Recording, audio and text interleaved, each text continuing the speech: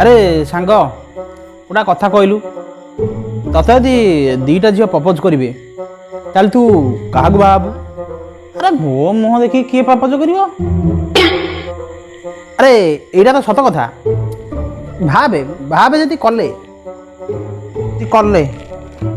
ତାହେଲେ ମୁଁ ଦି ଜଣଙ୍କ ଭିତରେ କୁସ୍ତି ପ୍ରତିଯୋଗିତା ରଖିବି, ଆଉ ଯିଏ ହାରିବ ତାକୁ ହିଁ ବାହା ହେବି।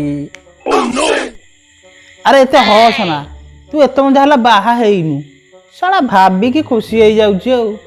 ଏ ର ର ର ଆଉ ଗୋଟେ କଥା କ'ଣ କହିଲୁ?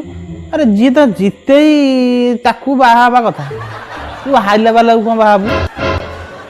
ଆରେ ଆରେ ଜଣା ପଡ଼ିଯିବ ନା, ଆରେ କମ୍ ବଳ ବୋଲି ବାହା ହେଇଗଲେ ସେ କମ୍ ବାଡ଼େଇବ, ତୁ ବୁଝିପାରୁନୁ କିଛି। ତୁ ଶଳା ବାଡ଼ୁଆ ମରୁ, ତୁ ଶଳା ବାହା